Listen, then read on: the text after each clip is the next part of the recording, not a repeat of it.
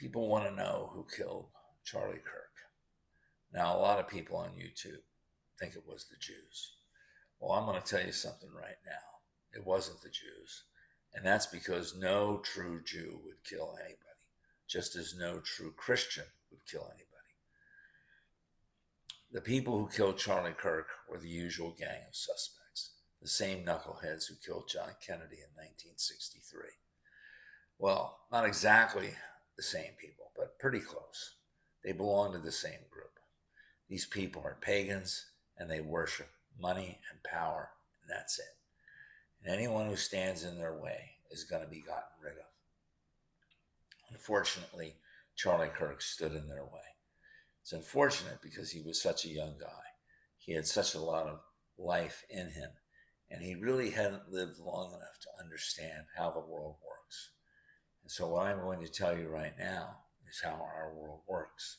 You see, a long, long time ago in a faraway place, before any of us were born, your leaders, the powers that be, and the people who back them up, the money people, made a decision in the late 1800s and early 1900s that oil was going to be the future. It wasn't too long ago that we lived in a world without free-flowing oil. Edwin Drake discovered easy oil by putting a pipe in the ground in 1858. And after that, the money people moved in. First, they played out western Pennsylvania and eastern Ohio. Then they found Spindletop in Texas in 1902. And then they discovered oil in Iran in 1908. That was the Anglo-Persian Oil Company. You know them today as British Petroleum. Yeah, those are the same knuckleheads that gave us Deepwater Horizon. Well, soon after oil was found in Iran, it was soon learned that there was plenty of oil in Saudi Arabia and the Middle East. It's all over the frickin' place there. Your leaders in America, the United Kingdom, and the Netherlands quickly saw that oil was the most energy-dense substance that we know of for fuel. Pretty quickly, ships and machines shifted over from coal-based energy to oil-based energy. Soon after that, plastics, which come from oil, began to be mass-produced. Pretty soon, oil was essential to running our Western world. Because oil was essential to our modern way of life, our leaders decided that whoever controlled oil was going to control the future.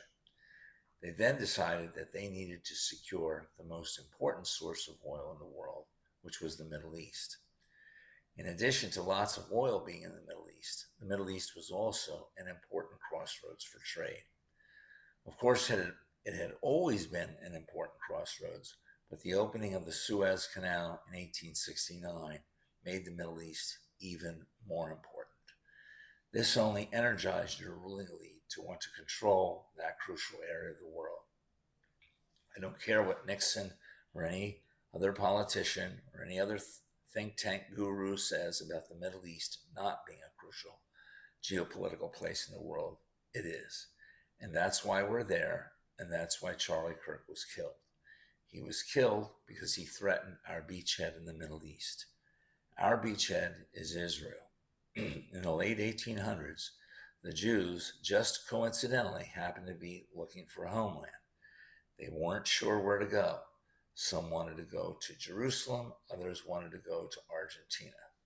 The powers that be, seeing that they, the ruling class, needed to have a beachhead in the Middle East, made a deal with the Jewish leadership.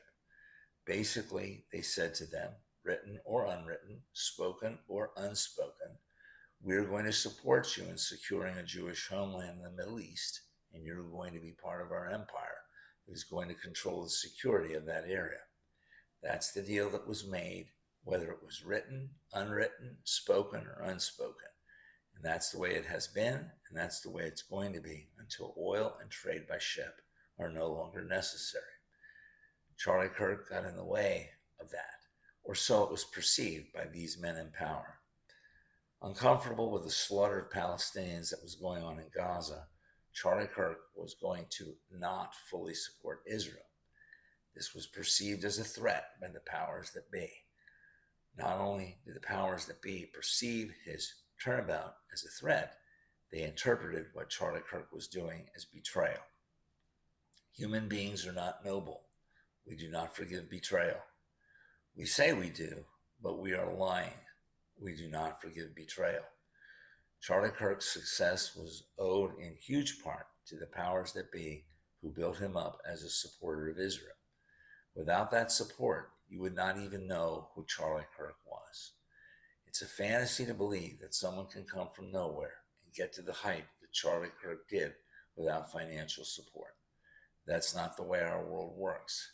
These people in power control the venues and the media which promotes people into national prominence. The ruling class controls the whole enchilada. They are the ones who got him on Fox News. They are the ones who financed his organization. They are the ones who made his speaking tour possible. In essence, Charlie Kirk was their boy, and he owed them, in their minds. The problem was he was too young to understand how the world works. You can't understand how the world works in only 31 years. It takes decades and decades and decades of living to understand the way things are.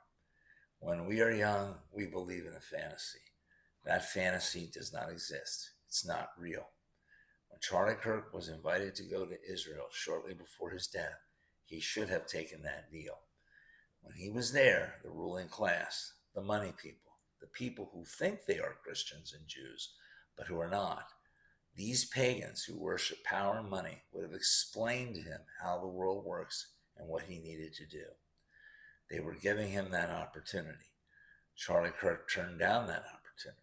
That was a mistake. I don't blame him for doing that, but it was a mistake. I don't agree with the powers that be killing him, but that is what we are dealing with in this world. That is reality, and there's no escaping it, and no wishing any other way is going to make it so. If you take the goodies from the ruling class, they expect something in return, and they play for keeps. Case closed. Out.